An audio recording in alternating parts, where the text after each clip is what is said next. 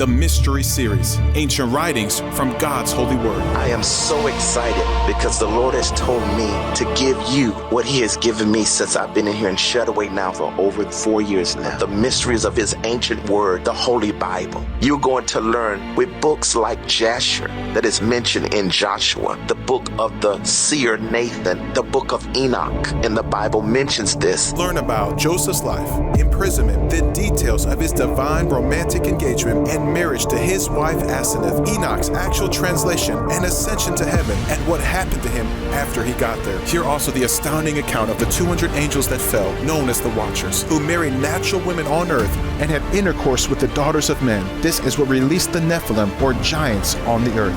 And the most thrilling thing of all is the ancient mysteries about our Lord and Savior Jesus Christ. Learn mysteries on so many other men and women whose lives are recorded in the Bible.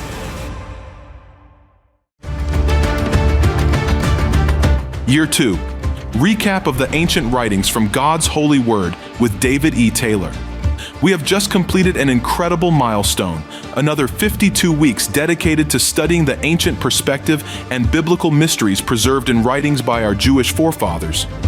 We are profoundly grateful to Apostle David E. Taylor for his steadfast faithfulness, mentorship, and dedication over these past 2 years, guiding us deep into these sacred teachings and giving us a new perspective and understanding of the Word of God.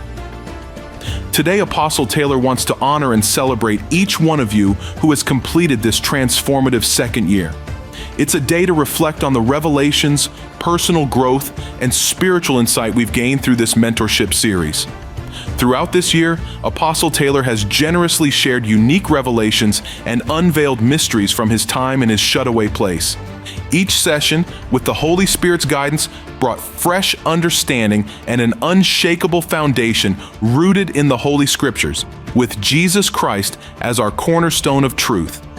This week, we will revisit some of the most powerful highlights from this year's mentorship journey, including how King David fell in love with Bathsheba, the insurrection of Absalom against King David, when God appeared to Solomon and granted him wisdom, Enoch's intercession for the fallen angels, Pilate's report to Caesar of the arrest and crucifixion of Christ, Caiaphas' report of Jesus' resurrection, Joseph and Mary's documented interview where they shared intimate details about Jesus, the testament of Job and his triumphant trial against Satan, King Nimrod and the birth of Abraham. In Lesson 5, we studied the dynamic story of King David falling in love with Bathsheba. Listen now. Chapter 7. How David fell in love with Bathsheba and slew her husband Uriah, for which he is reproved by Nathan. About Anno 1076. But David fell now into a very grievous sin, though he were otherwise naturally a righteous and a religious man, and one that firmly observed the laws of our fathers. For when late in an evening he took a view round him from the roof of his royal palace, where he used to walk at that hour, he saw a woman washing herself in her own house. She was one of extraordinary beauty, and therein surpassed all other women. Her name was Bathsheba. So he was overcome by that woman's beauty, and was not able to restrain his desires, but sent for her and lay with her. Hereupon she conceived with child, and sent to the king, that he should contrive some way for concealing her sin. For according to the laws of their fathers, she, who had been guilty of adultery, ought to be put to death. So the king sent for Joab's armor-bearer from the siege, who was the woman's husband, and his name was Uriah. And when he was come, the king inquired of him about the army and about the siege. And when he had made answer, that all their affairs went according to their wishes, the king took some portions of meat from his supper and gave them to him, and bade him go home to his wife, and take his rest with her. Uriah did not do so, but slept near the king with the rest of his armor-bearers. When the king was informed of this, he asked him why he did not go home to his house and to his wife, after so long an absence, which is the natural custom of all men when they come from a long journey. He replied that it was not right, while his fellow soldiers and the general of the army slept upon the ground in the camp and in an enemy's country, that he should go and take his rest and solace himself with his wife. So when he had thus replied, the king ordered him to stay there that night, that he might dismiss him the next day to the general. So the king invited Uriah to supper, and after a cunning and dexterous manner, plied him with drink at supper, till he was thereby disordered. Yet did he nevertheless sleep at the king's gates, without any inclination to go to his wife. Upon this, the king was very angry at him, and wrote to Joab, and commanded him to punish Uriah, for he told him that he had offended him. And he suggested to him the manner in which he would have him punished, that it might not be discovered that he was himself the author of this, his punishment. For he charged him to set him over against that part of the enemy's army where the attack would be most hazardous, and where he might be deserted and be in the greatest jeopardy. For he bid him order his fellow soldiers to retire out of the fight. When he had written thus to him, and sealed the letter with his own seal, he gave it to Uriah to carry to Joab. When Joab had received it, and upon reading it understood the king's purpose, he set Uriah in that place where he knew the enemy would be most troublesome to them, and gave him for his partners some of the best soldiers in the army, and said that he would also come to their assistance with the whole army, that, if possible, they might break down some part of the wall and enter the city. And he desired him to be glad of the opportunity of exposing himself to such great pains, and not to be displeased at it, since he was a valiant soldier, and had a great reputation for his valor, both with the king and with his countrymen. And when Uriah undertook the work he was set upon with alacrity, he gave private orders to those who were to be his companions, that when they saw the enemy make a sally, they should leave him. When therefore the Hebrews made an attack upon the city, the Ammonites were afraid that the enemy might prevent them and get up into the city, and this at the very place whither Uriah was ordered. So they exposed their best soldiers to be in the forefront, and opened their gates suddenly, and fell upon the enemy with great vehemence, and ran violently upon them. When those that were with Uriah saw this, they all retreated backward, as Joab had directed them beforehand. But Uriah, as ashamed to run away and leave his post, sustained the enemy, and receiving the violence of their onset, he slew many of them. But being encompassed round, and caught in the midst of them, he was slain, and some other of his companions were slain with him.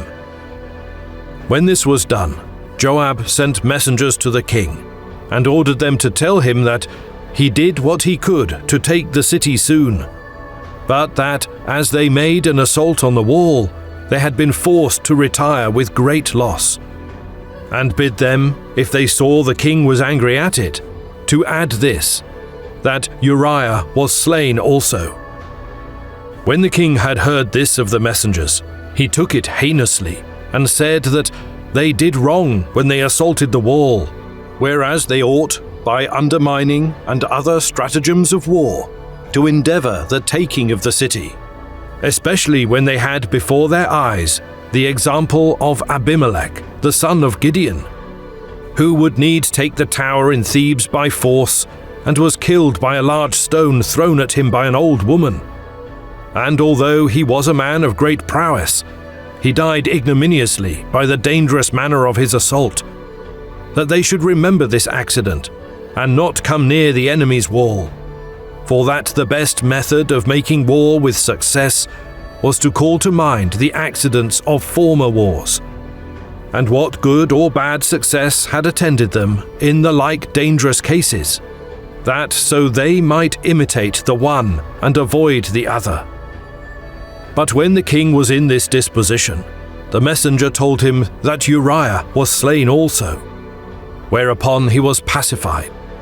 So he bid the messenger go back to Joab and tell him that this misfortune is no other than what is common among mankind, and that such is the nature and such the accidents of war, insomuch that sometimes the enemy will have success therein, and sometimes others, but that he ordered him to go on still in his care about the siege, that no ill accident might befall him in it hereafter, that they should raise bullocks and use machines in besieging the city, and when they had gotten it, to overturn its very foundations and to destroy all those that are in it.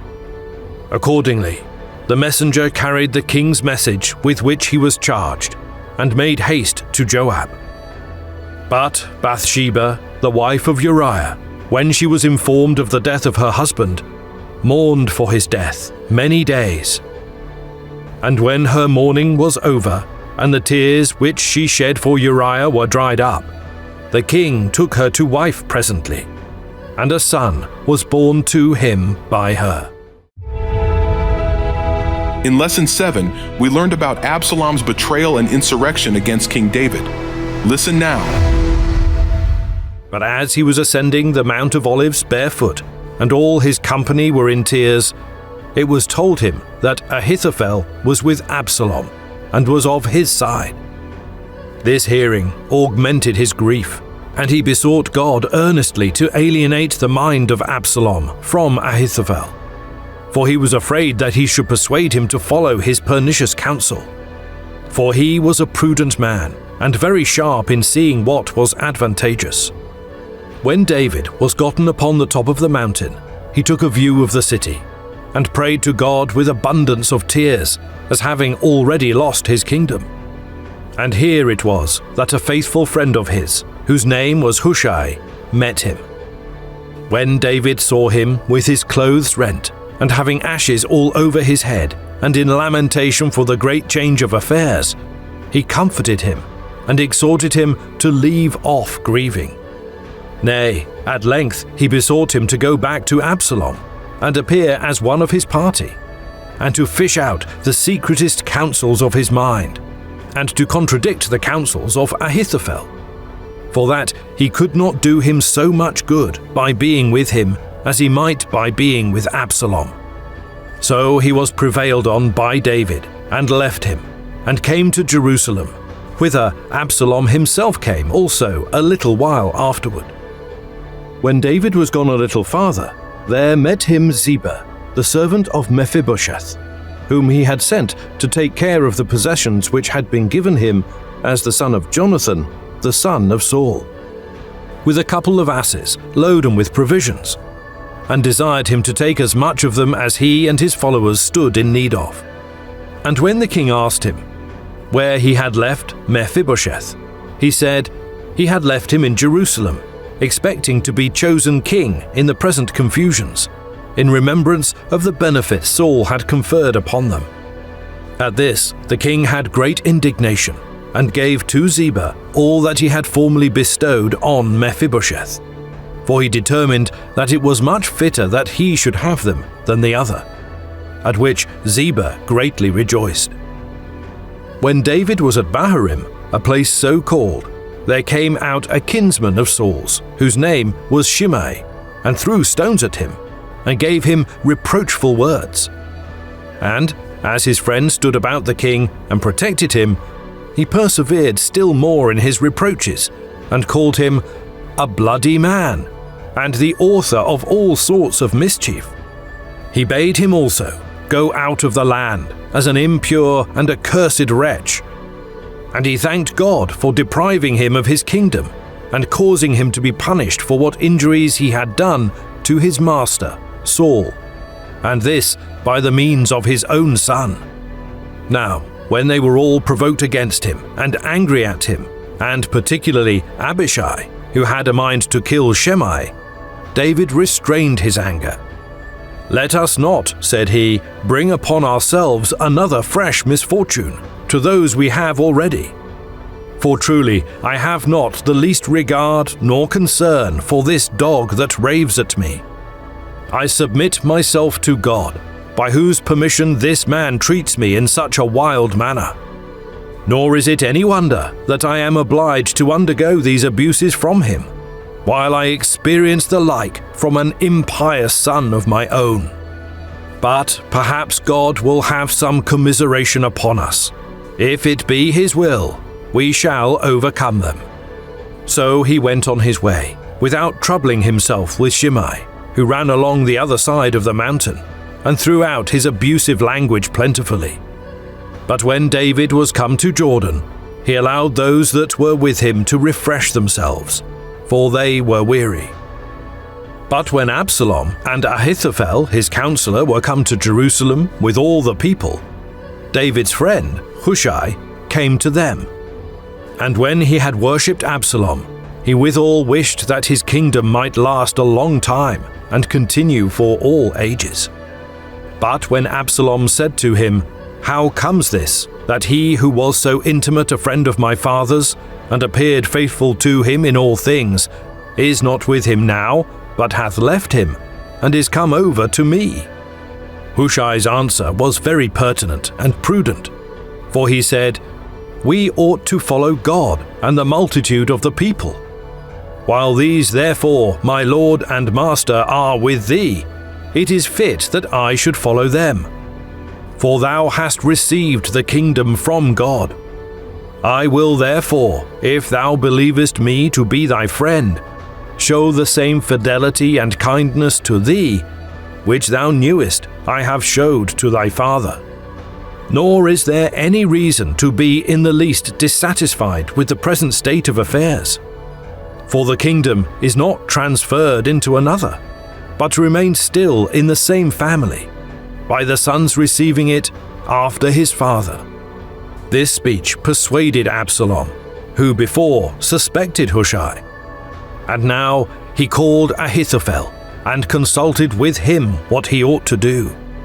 He persuaded him to go in unto his father's concubines. For he said that, "By this action the people would believe that thy difference with thy father is irreconcilable, and will thence fight with great alacrity against thy father. For hitherto they are afraid of taking up open enmity against him, out of an expectation that you will be reconciled again."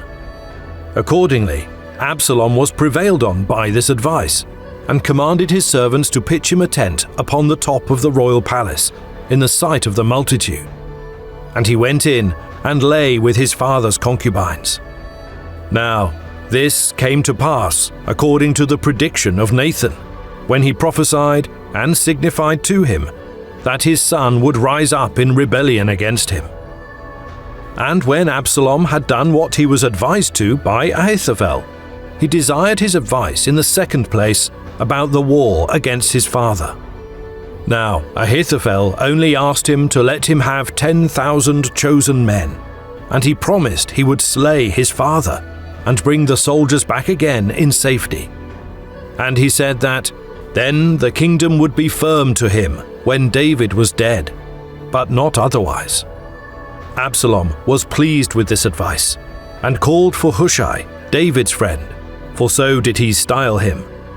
And informing him of the opinion of Ahithophel, he asked farther what was his opinion concerning that matter. Now he was sensible that if Ahithophel's counsel was followed, David would be in danger of being seized on and slain. So he attempted to introduce a contrary opinion, and said, "Thou art not unacquainted, O king, with the valor of thy father, and of those that are now with him, that he hath made many wars, and hath always come off with victory. Though probably he now abides in the camp, for he is very skillful in stratagems, and in foreseeing the deceitful tricks of his enemies, yet will he leave his own soldiers in the evening, and will either hide himself in some valley, or will place an ambush at some rock, so that when our army joins battle with him, his soldiers will retire for a little while, but will come upon us again, as encouraged by the king's being near them. And in the meantime, your father will show himself suddenly in the time of the battle, and will infuse courage into his own people when they are in danger, but bring consternation to thine. Consider therefore my advice, and reason upon it. And if thou canst not but acknowledge it to be the best, reject the opinion of Ahithophel. Send to the entire country of the Hebrews, and order them to come and fight with thy father. And do thou thyself take the army, and be thine own general in this war, and do not trust its management to another. Then expect to conquer him with ease, when thou overtakest him openly with his few partisans, but hast thyself many 10,000s, who will be desirous to demonstrate to thee their diligence and alacrity. And if thy father shall shut himself up in some city and bear a siege, we will overthrow that city by machines of war and by undermining it. When Hushai had said this, he obtained his point against Ahithophel, for his opinion was preferred by Absalom before the others. However, it was no other than God who made the counsel of Hushai appear best to the mind of Absalom. In Lesson 10, we heard about when God appeared to Solomon in a dream, granting him a wise and understanding heart. Listen now. Chapter 2. Concerning the wife of Solomon, concerning his wisdom and riches, and concerning what he obtained of Hiram for the building of the temple. About Anno 1053. Solomon, having already settled himself firmly in his kingdom, and having brought his enemies to punishment, he married the daughter of Pharaoh, king of Egypt, and built the walls of Jerusalem much larger and stronger than those that had been before. And thenceforward he managed public affairs very peaceably, nor was his youth any hindrance in the exercise of justice, or in the observation of the laws, or in the remembrance of what charges his father had given him at his death. But he discharged every duty with great accuracy that might have been expected from such as are aged, and of the greatest prudence. He now resolved to go to Hebron, and sacrifice to God upon the brazen altar that was built by Moses. Accordingly, he offered there burnt offerings in number 1,000. And when he had done this, he thought he had paid great honor to God. For as he was asleep that very night, God appeared to him, and commanded him to ask of him some gifts which he was ready to give him as a reward for his piety. So Solomon asked of God what was most excellent and of the greatest worth in itself, what God would bestow with the greatest joy, and what it was most profitable for man to receive. For he did not desire to have bestowed upon him either gold or silver or any other riches, as a man and a youth might naturally have done. For these are the things that generally are esteemed by most men, as alone of the greatest worth and the best gifts of God. But, said he, give me, O Lord, a sound mind and a good understanding, whereby I may speak and judge the people according to truth and righteousness. With these petitions God was well pleased, and promised to give him all those things that he had not mentioned in his option: riches, glory, victory over his enemies, and in the first place, understanding and wisdom. And this in such a degree as no other mortal man, neither kings nor ordinary persons, ever had. He also promised to preserve the kingdom to his posterity for a very long time, if he continued righteous and obedient to him, and imitated his father in those things wherein he excelled. When Solomon heard this from God, he presently leaped out of his bed, and when he had worshipped him, he returned to Jerusalem. And after he had offered great sacrifices before the tabernacle, he feasted all his own family. In Lesson 14, we studied the story of Enoch's intercession for the fallen watchers and angels and heard the response he received from heaven. Listen now. Before these things, Enoch was hidden, and no one of the children of men knew where he was hidden, and where he abode, and what had become of him. And his activities had to do with the watchers, and his days were with the holy ones. And I, Enoch, was blessing the Lord of majesty and the King of the ages. And lo, the watchers called me Enoch the scribe, and said to me, Enoch, thou scribe of righteousness, go declare to the watchers of the heaven, who have left the high heaven, the holy eternal place, and have defiled themselves with women, and have done as the children of earth do, and have taken unto themselves wives. Ye have wrought great destruction on the earth, and ye shall have no peace, nor forgiveness of sin. And inasmuch as they delight themselves in their children, the murder of their beloved ones shall they see, and over the destruction of their children shall they lament, and shall make supplication unto eternity. But mercy and peace shall ye not attain. Chapter 13. And Enoch went and said, Azazel, thou shalt have no peace. A severe sentence has gone forth against thee, to put thee in bonds. And thou shalt not have toleration, nor request granted to thee, because of the unrighteousness which thou hast taught, and because of all the works of godlessness and unrighteousness and sin which thou hast shown to men. Then I went and spoke to them all together, and they were all afraid, and fear and trembling seized them. And they besought me to draw up a petition for them, that they might find forgiveness, and to read their petition in the presence of the Lord of heaven.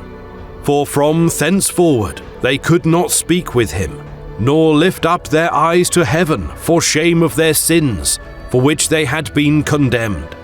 Then I wrote out their petition, and the prayer in regard to their spirits and their deeds individually, and in regard to their requests that they should have forgiveness and length of days.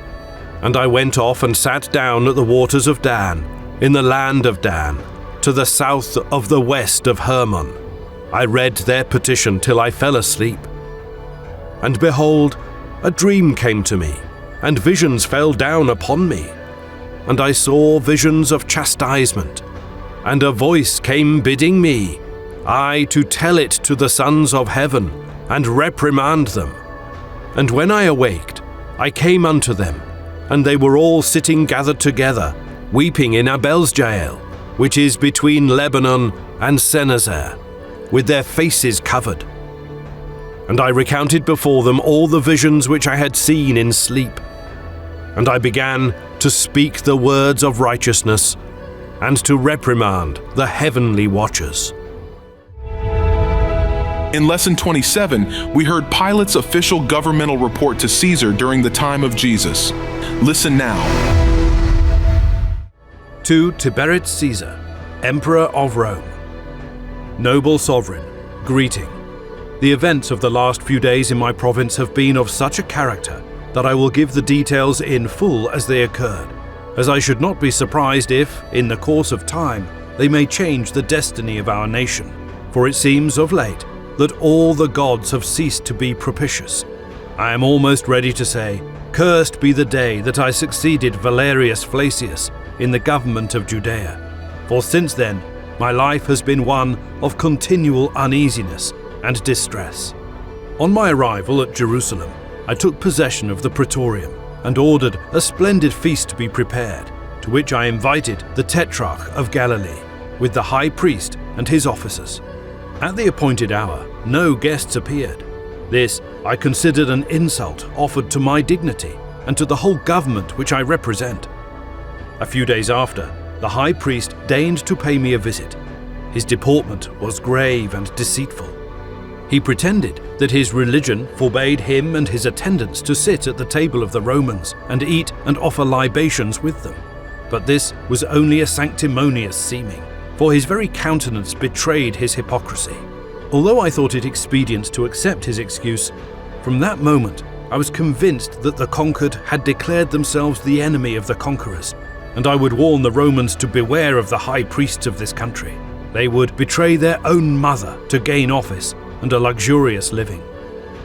It seems to me that of conquered cities, Jerusalem is the most difficult to govern. So turbulent are the people that I live in momentary dread of an insurrection.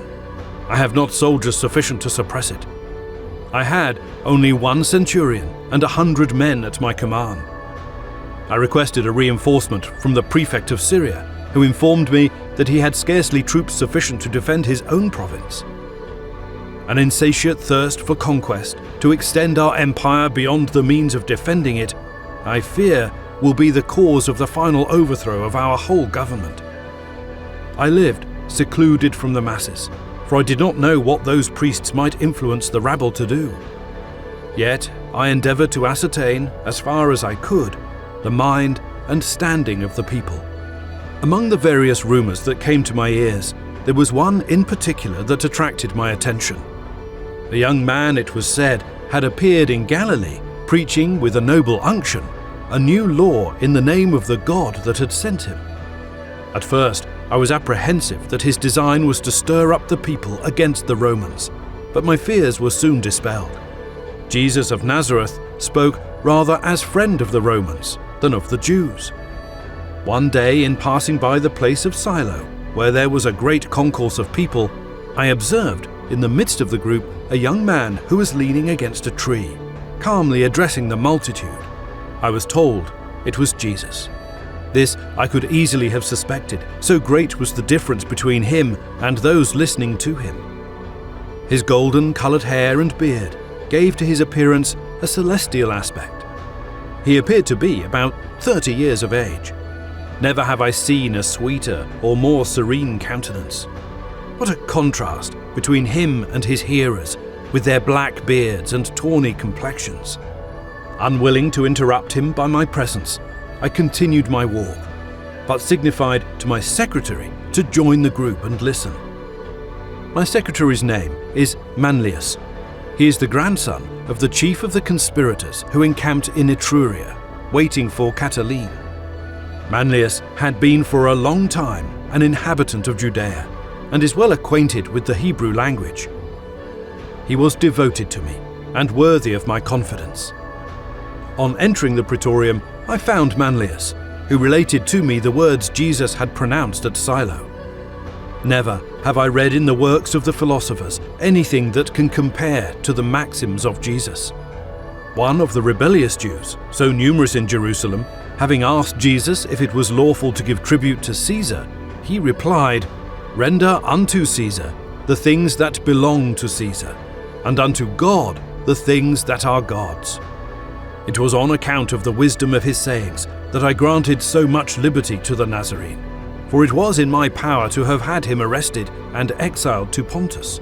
But that would have been contrary to the justice which has always characterized the Roman government in all its dealings with men. This man was neither seditious nor rebellious. I extended to him my protection, unknown perhaps to himself. He was at liberty to act, to speak, to assemble and address the people, and to choose disciples, unrestrained by any praetorian mandate. Should it ever happen, may the gods avert the omen. Should it ever happen, I say, that the religion of our forefathers will be supplanted by the religion of Jesus, it will be to this noble toleration that Rome shall owe her premature death, which I, miserable wretch, will have been the instrument of what the Jews call providence, and we call destiny. This unlimited freedom granted to Jesus provoked the Jews, not the poor, but the rich and powerful. It is true Jesus was severe on the latter, and this was a political reason, in my opinion, for not restraining the liberty of the Nazarene. "Scribes and Pharisees," he would say to them, "you are a race of vipers. You resemble painted sepulchres. You appear well unto men, but you have death within you." At other times, he would sneer at the alms of the rich and proud, telling them that the mite of the poor was more precious in the sight of God. Complaints were daily made at the praetorium against the insolence of Jesus. I was even informed that some misfortune would befall him, that it would not be the first time that Jerusalem had stoned those who called themselves prophets. An appeal would be made to Caesar. However, my conduct was approved by the Senate, and I was promised a reinforcement after the termination of the Parthian War. Being too weak to suppress an insurrection, I resolved upon adopting a measure that promised to restore the tranquility of the city without subjecting the praetorium to humiliating concession. I wrote to Jesus, requesting an interview with him at the praetorium. He came. You know that in my veins flows the Spanish mixed with Roman blood, as incapable of fear as it is of weak emotion. When the Nazarene made his appearance, I was walking in my basilic, and my fret seemed fastened with an iron hand to the marble pavement, and I trembled in every limb, as does a guilty culprit, though the Nazarene was as calm as innocence itself. When he came up to me, he stopped, and by a signal sign, he seemed to say to me, "I am here," though he spoke not a word. For some time I contemplated with admiration and awe this extraordinary type of man, a type of man unknown to our numerous painters, who have given form and figure to all the gods and the heroes. There was nothing about him that was repelling in its character, yet I felt too awed and tremulous to approach him. "Jesus," said I unto him at last, and my tongue faltered. "Jesus of Nazareth, for the last 3 years I have granted you ample freedom of speech, nor do I regret it. Your words are those of a sage. I know not whether you have read Socrates or Plato, but this I know. There is in your discourse a majestic simplicity that elevates you far above those philosophers. The Emperor is informed of it, and I, his humble representative in this country, am glad of having allowed you that liberty of which you are so worthy. However, I must not conceal from you that your discourses have raised up against you powerful and inveterate enemies. Nor is this surprising. Socrates had his enemies, and he fell a victim to their hatred. Yours are doubly incensed against you on account of your discourses being so severe upon their conduct, against me on account of the liberty I have afforded you. They even accuse me of being indirectly leagued with you for the purpose of depriving the Hebrews of the little civil power which Rome has left them. My request, I do not say my order, is that you be more circumspect and moderate in your discourses in the future, and more considerate of them, lest you arouse the pride of your enemies, and they raise against you the stupid populace, and compel me to employ the instruments of law." The Nazarene calmly replied, "Prince of the earth, your words proceed not from true wisdom. Say to the torrent to stop in the midst of the mountain gorge, it will uproot the trees of the valley. The torrent will answer you that it obeys the laws of nature and the Creator. God alone knows whither flow the waters of the torrent. Verily, I say unto you, before the rose of Sharon blossoms, the blood of the just shall be spilt."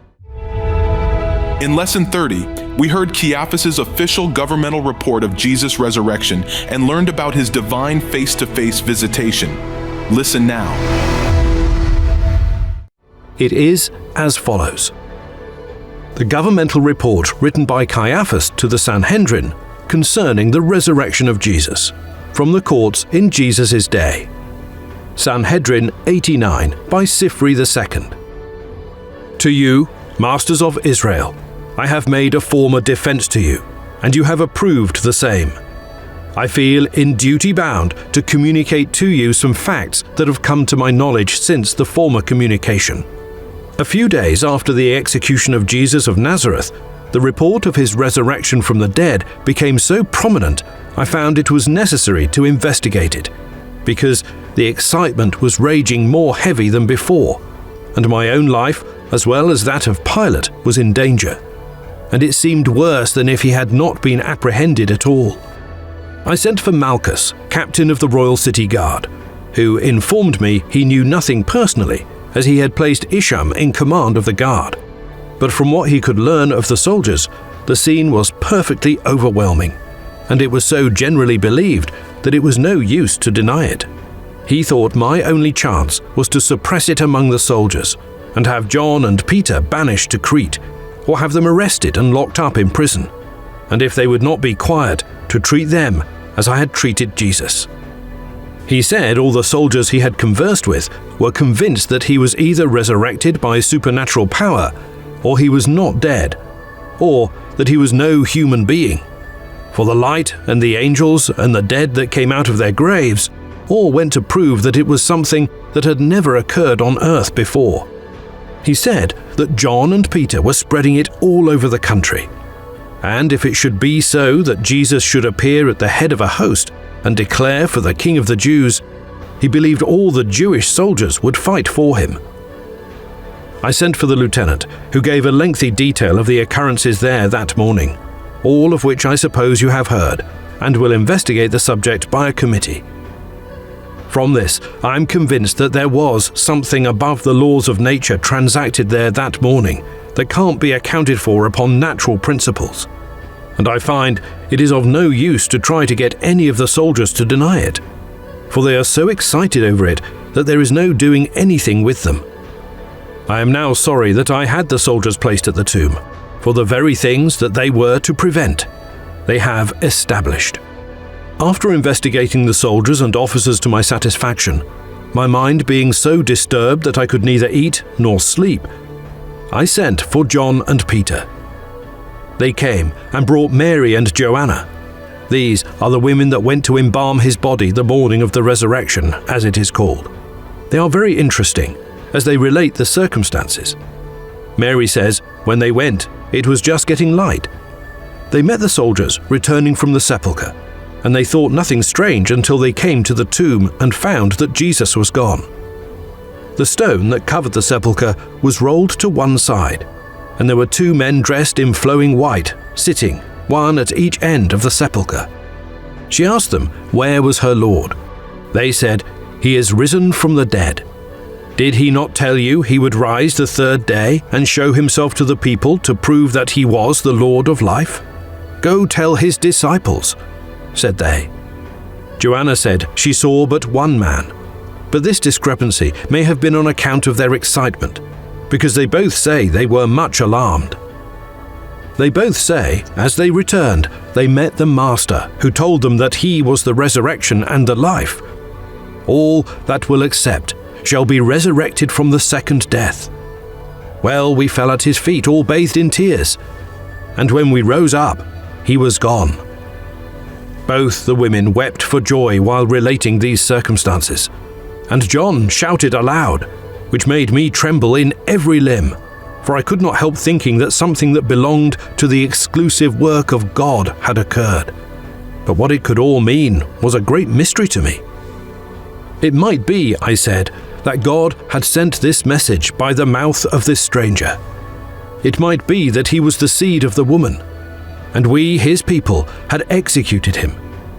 I asked John and Peter if they could give me any further evidence in regard to this man, that I wished to be informed of his private history. Peter said the first he knew of him, he passed by where he was and bade him to follow him, and he felt an internal drawing after him.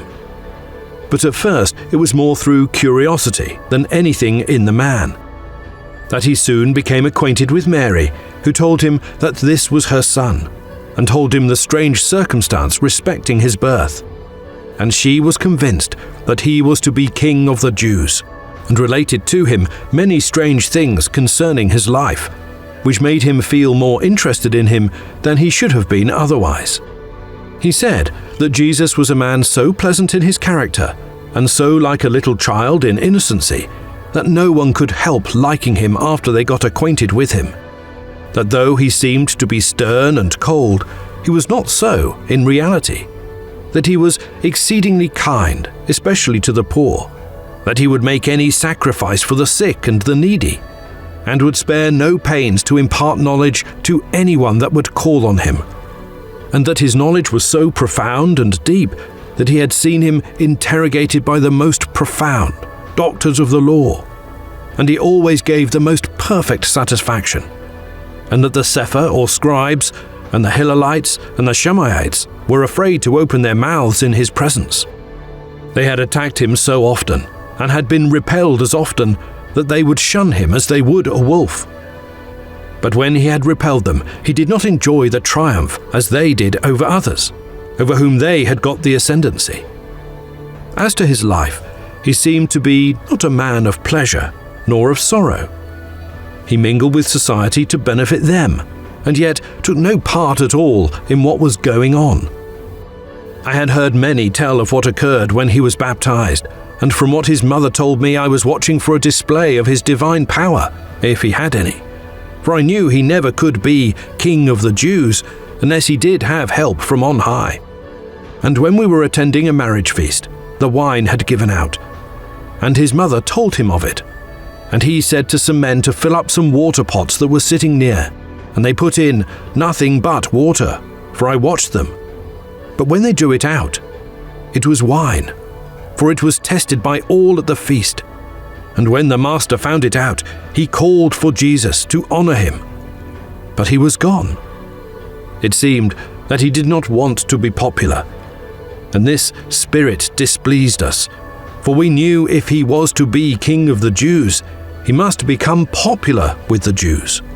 This spirit of his disgusted his mother, for she was doing all she could to bring him into notice and to make him popular among the people. And people could not help liking him when they would see him. And another feeling was peculiar. In his presence, everyone felt safe. There seemed to be almighty power pervading the air wherever he went, so that each felt entirely secure and that no harm could befall them if Jesus were present. I have some experience. As we were in our fishing boat, I saw Jesus coming towards us, walking on the water. I knew if he could make the waves support him, he could me also. I asked him if I might come to him. He said for me to come. But when I saw the waves gathering around me, I began to sink and asked him to help me. He lifted me up and told me to have faith in God. On another occasion, we were sailing on the sea, and there was a great storm.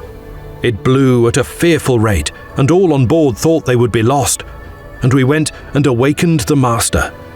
And when he saw the raging of the storm, he stretched out his hand and said, "Peace, be still." And the wind ceased to blow, the thunder ceased, the lightnings withdrew, and the billowing ocean seemed as quiet as a babe in its mother's arms. All done in one moment of time. This I saw, and with my own eyes, and from this time I was convinced that he was not a common man. Neither did he work by enchantment, as the Egyptian thaumaturgists did. For all of the many feats they could play, they dared not to attack the laws of nature.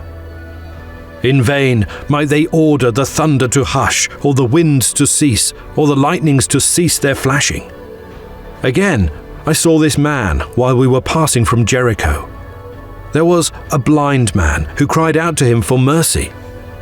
And Jesus said to me, "Go bring him near." And when I brought him near, Jesus asked him what he wanted. He said he wanted to see him. Jesus said, "Receive thy sight." When he was not near enough for Jesus to lay his hands upon him or use any art. Thus were all his miracles performed. He did not act as the Egyptian necromancers. They use vessels such as cups, bags, and jugs, and many other things to deceive. Jesus uses nothing but his plain speech in such a way that all can understand him. And it seems as if the laws of nature were his main instrument of action, and that nature is as obedient to him as a slave is to his master. In Lesson 33, we studied the official governmental document of an interview with Joseph and Mary in which they shared intimate details about Jesus. Listen now. It seems Gamaliel was sent by the Sanhedrin to interrogate Joseph and Mary in regard to this child Jesus. He says, "I found Joseph and Mary in the city of Mecca, in the land of Ammon or Moab, but I did not find Jesus.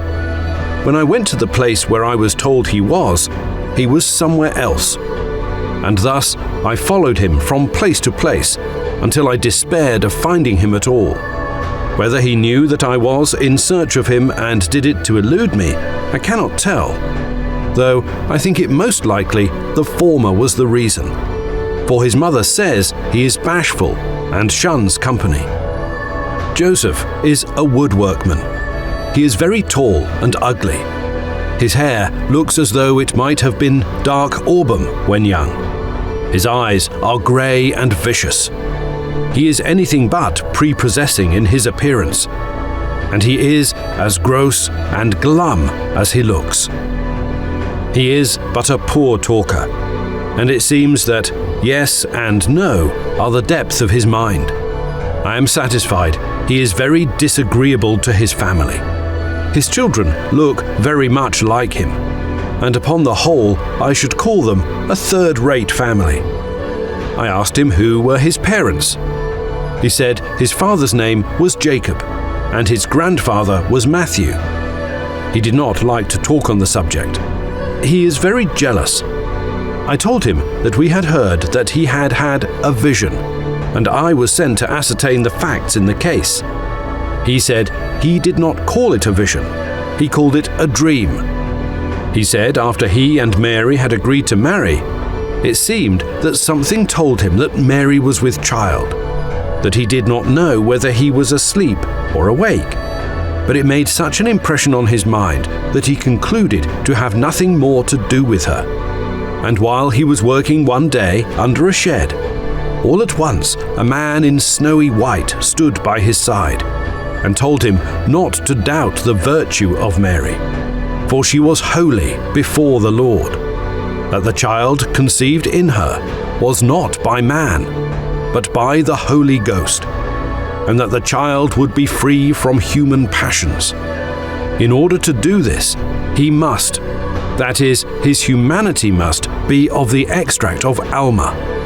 That is the Hebrew word for virgin, that he might endure all things and not resist, and fill the demands of prophecy. He said the angel told him that this child should be great and should rule all the kingdoms of this world. He said that this child should set up a new kingdom, wherein should dwell righteousness and peace, and that the kingdoms of this world which should oppose him, God would utterly destroy. I asked him, how could a virgin conceive of herself without the germination of the male? He said, this is the work of God.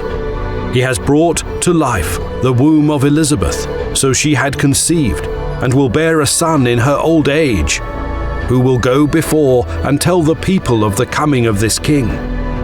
After telling me all these things, he disappeared like the melting down of a light.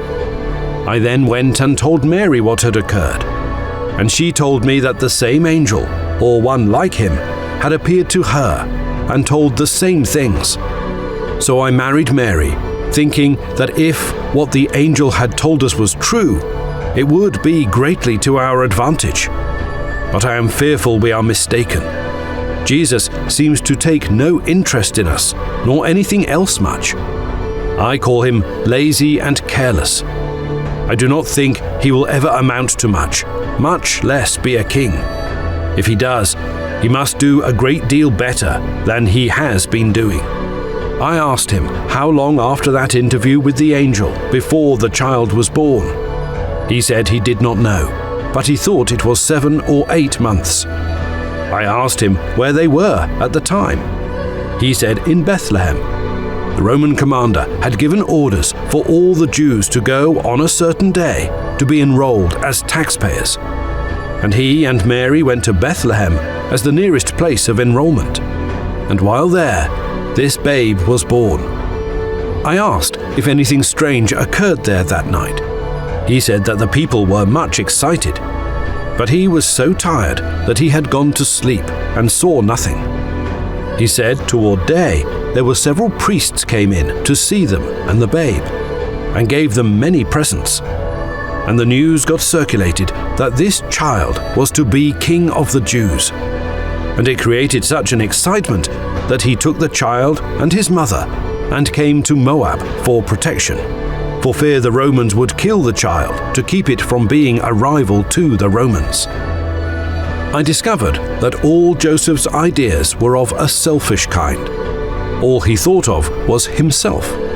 Mary is altogether a different character, and she is too noble to be the wife of such a man.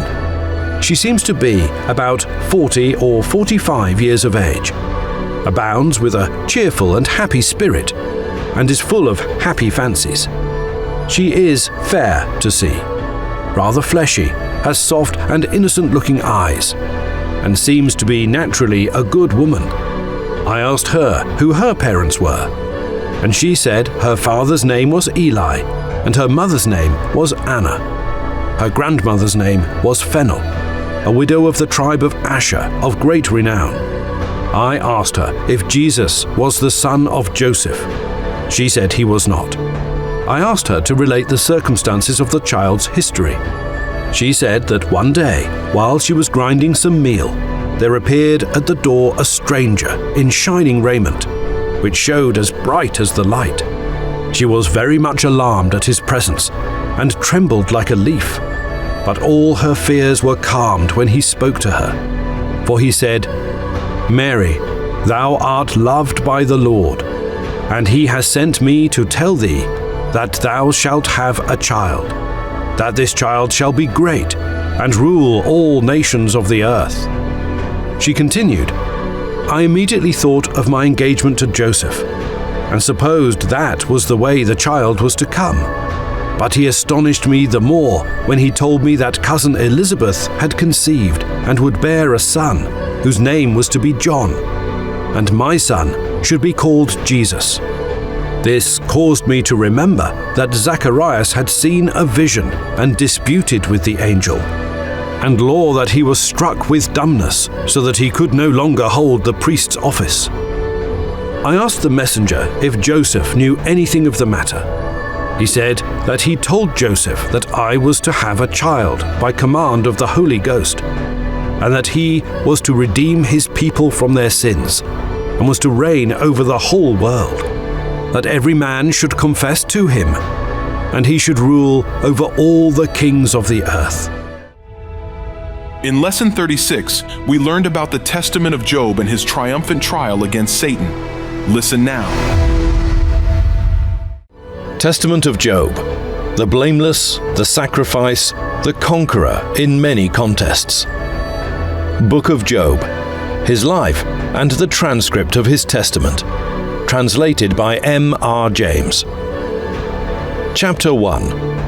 On the day he became sick, and he knew that he would have to leave his bodily abode, he called his 7 sons and his 3 daughters together, and spake to them as follows: Form a circle around me, children, and hear, and I shall relate to you what the Lord did for me, and all that happened to me.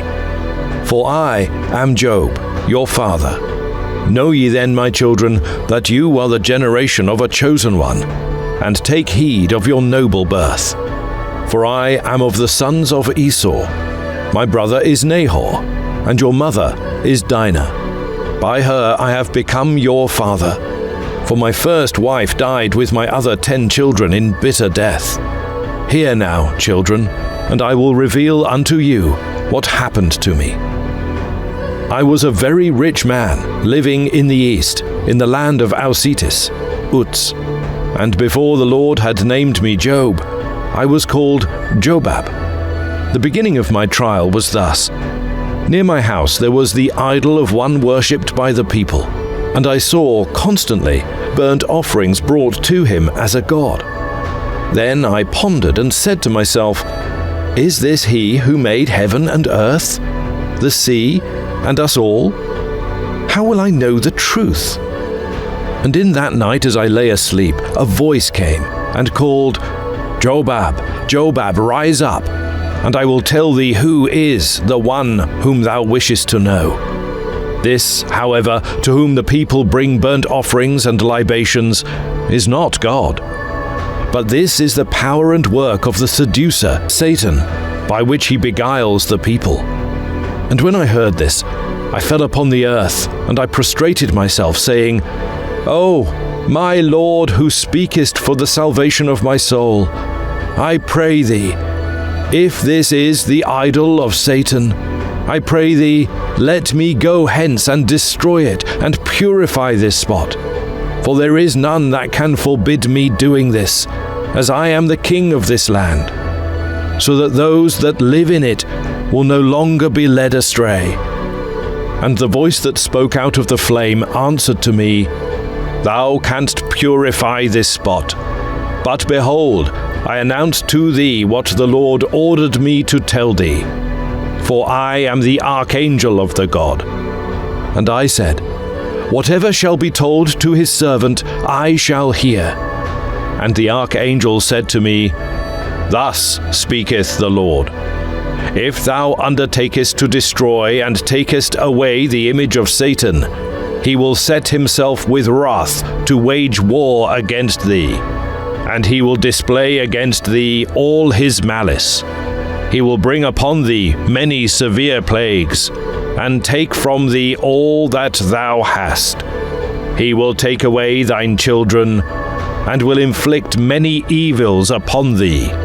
Then thou must wrestle like an athlete and resist pain, sure of thy reward.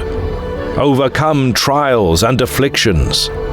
But when thou endurest, I shall make thy name renowned throughout all generations of the earth, until to the end of the world. And I shall restore thee to all that thou hast had, and the double part of what thou shalt lose will be given to thee, in order that thou mayest know that God does not consider the person, but giveth to each who deserveth the good. And also to thee shall it be given, and thou shalt put on a crown of amaranth, and at the resurrection thou shalt awaken for eternal life. Then shalt thou know that the Lord is just and true and mighty. Whereupon, my children, I replied, I shall, from love of God, endure unto death all that will come upon me, and I shall not shrink back. Then the angel put his seal upon me, and left me. Chapter 2. After this, I rose up in the night, and took 50 slaves, and went to the temple of the idol, and destroyed it to the ground. And so I went back to my house, and gave orders that the door should be firmly locked, saying to my doorkeepers, If somebody shall ask for me, bring no report to me, but tell him he investigates urgent affairs. He is inside. Then Satan disguised himself as a beggar and knocked heavily at the door, saying to the doorkeeper, Report to Job, and say that I desire to meet him. And the doorkeeper came in and told me that, but heard from me that I was studying. The evil one, having failed in this, went away and took upon his shoulder an old torn basket, and went in and spoke to the doorkeeper, saying, Tell Job, give me bread from thine hands, that I may eat. And when I heard this, I gave her burnt bread to give it to him, and I made known to him, Expect not to eat of my bread, for it is forbidden to thee. But the doorkeeper, being ashamed to hand him the burnt and ashy bread, as she did not know that it was Satan, took of her own fine bread, and gave it to him. But he took it, and knowing what occurred, said to the maiden, Go hence, bad servant, and bring me the bread that was given thee to hand to me. And the servant cried and spoke in grief, Thou speakest the truth, saying that I am a bad servant, because I have not done as I was instructed by my master. And she turned back and brought him the burnt bread, and said to him, Thus says my Lord, Thou shalt not eat of my bread any more, for it is forbidden to thee. And this he gave me, saying, This I give, in order that the charge may not be brought against me that I did not give to the enemy who asked. And when Satan heard this, he sent back the servant to me, saying, As thou seest this bread all burnt, so shall I soon burn thy body, to make it like this. And I replied, Do what thou desirest to do, and accomplish whatever thou plottest, for I am ready to endure whatever thou bringest upon me. And when the devil heard this, he left me, and walking up to under the highest heaven, he took from the Lord the oath that he might have power over all my possessions. And after having taken the power, he went and instantly took away all my wealth. In Lesson 40, we studied King Nimrod's reign and the birth and trial of Abraham. Listen now. The depravity of mankind. With the spread of mankind, corruption increased. While Noah was still alive, the descendants of Shem, Ham, and Japheth appointed princes over each of the three groups. Nimrod for the descendants of Ham, Joktan for the descendants of Shem, and Phenech for the descendants of Japheth. 10 years before Noah's death, the number of those subject to the three princes amounted to millions. When this great concourse of men came to Babylonia upon their journeyings, they said to one another, Behold, the time is coming when, at the end of days, neighbor will be separated from neighbor, and brother from brother, and one will carry on war against the other. Go to, let us build us a city and a tower, whose top may reach unto heaven, and let us make us a great name upon the earth. And now let us make bricks, and each one write his name upon his brick. All agreed to this proposal, with the exception of 12 pious men, Abraham among them. They refused to join the others. They were seized by the people and brought before the three princes, to whom they gave the following reason for their refusal. We will not make bricks, nor remain with you, for we know but one God, and him we serve. Even if you burn us in the fire together with the bricks, we will not walk in your ways. Nimrod and Phenech flew into such a passion over the 12 men that they resolved to throw them into the fire. Joktan, however, besides being a God-fearing man, was of close kin to the men on trial, and he essayed to save them. He proposed to his 2 colleagues to grant them a 7 days respite. His plan was accepted, such deference being paid him as the primate among the 3. The 12 were incarcerated in the house of Joktan. In the night, he charged 50 of his attendants to mount the prisoners upon mules and take them to the mountains. Thus, they would escape the threatened punishment. Joktan provided them with food for a month. He was sure that in the meantime, either a change of sentiment would come about and the people desist from their purpose, or God would help the fugitives.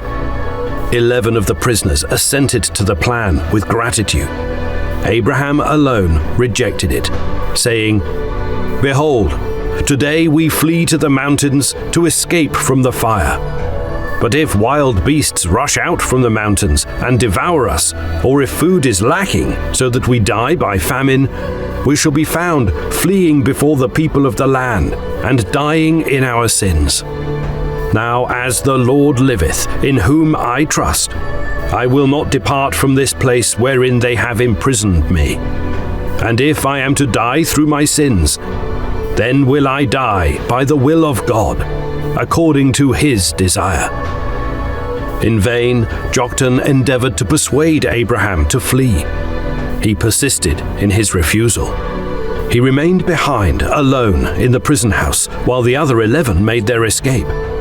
At the expiration of the set term, when the people returned and demanded the death of the 12 captives, Joktan could produce only Abraham. His excuse was that the rest had broken loose during the night.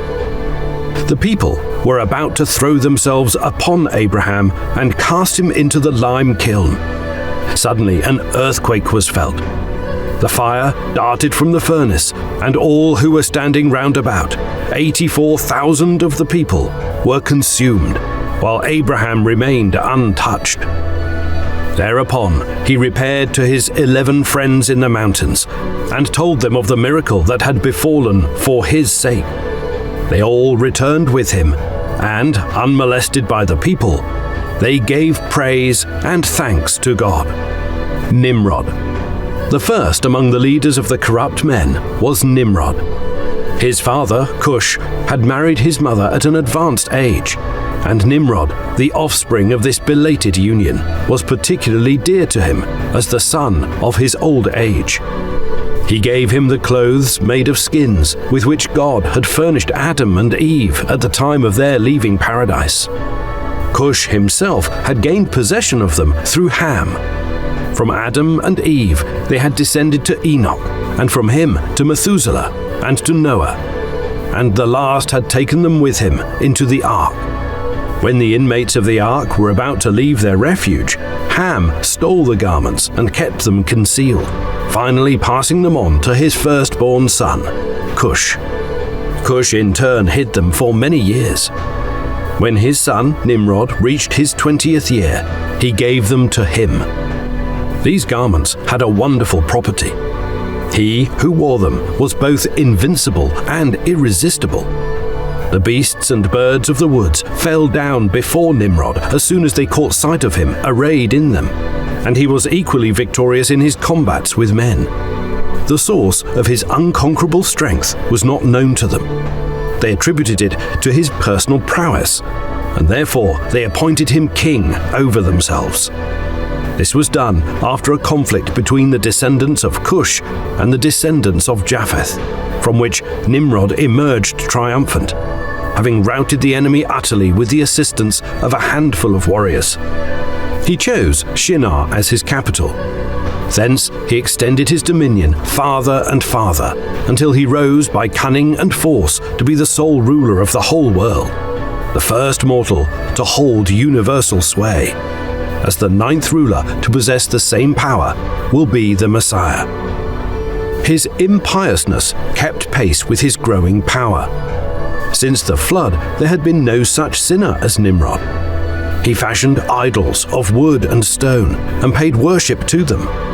But not satisfied to lead a godless life himself, he did all he could to tempt his subjects into evil ways, wherein he was aided and abetted by his son Mardon. This son of his outstripped his father in iniquity. It was their time and their life that gave rise to the proverb, "Out of the wicked cometh forth wickedness." The great success that attended all of Nimrod's undertakings produced a sinister effect. Men no longer trusted in God, but rather in their own prowess and ability, an attitude to which Nimrod tried to convert the whole world. Therefore, people said, "Since the creation of the world there has been none like Nimrod, a mighty hunter of men and beasts, and a sinner before God." And not all this sufficed unto Nimrod's evil desire. Not enough that he turned men away from God, he did all he could to make them pay divine honors unto himself. He set himself up as a god, and made a seat for himself in imitation of the seat of God. It was a tower built out of a round rock, and on it he placed a throne of cedar wood, upon which arose, one above the other, 4 thrones of iron, copper, silver, and gold. Crowning all, upon the golden throne lay a precious stone, round in shape and gigantic in size. This served him as a seat, and as he sate upon it, all nations came and paid him divine homage. The Tower of Babel. The iniquity and godlessness of Nimrod reached their climax in the building of the Tower of Babel. His counselors had proposed the plan of erecting such a tower. Nimrod had agreed to it, and it was executed in Shinar by a mob of 600,000 men. The enterprise was neither more nor less than rebellion against God, and there were three sorts of rebels among the builders. The first party spoke, "Let us ascend into the heavens and wage warfare with him." The second party spoke, "Let us ascend into the heavens, set up our idols, and pay worship unto them there." And the third party spoke, "Let us ascend into the heavens and ruin them with our bows and spears." Many years were passed in building the tower. It reached to so great a height that it took a year to mount to the top. A brick was, therefore, more precious in the sight of the builders than a human being. If a man fell down and met his death, none took notice of it. But if a brick dropped, they wept, because it would take a year to replace it. So intent were they upon accomplishing their purpose that they would not permit a woman to interrupt herself in her work of brickmaking when the hour of travail came upon her. Molding bricks, she gave birth to her child, and tying it around her body in a sheet, she went on molding bricks. They never slackened in their work, and from their dizzy height they constantly shot arrows toward heaven, which, returning, were seen to be covered with blood. They were thus fortified in their delusion, and they cried, "We have slain all who are in heaven." Thereupon, God turned to the 70 angels who encompass his throne, and he spake, "Go to, let us go down, and there confound their language, that they may not understand one another's speech." Thus it happened. Thenceforth none knew what the other spoke. One would ask for the mortar, and the other handed him a brick.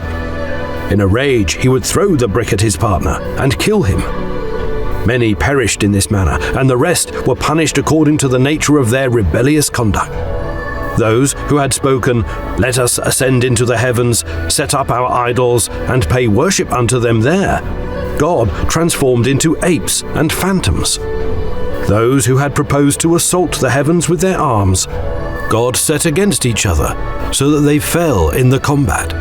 And those who had resolved to carry on a combat with God in heaven were scattered broadcast over the earth. As for the unfinished tower, a part sank into the earth, and another part was consumed by fire. Only 1/3 of it remained standing. This concludes Year 2, recap of the ancient writings from God's holy word with David E. Taylor. We have just completed an incredible milestone, another 52 weeks dedicated to studying the ancient perspective and biblical mysteries preserved in writings by our Jewish forefathers.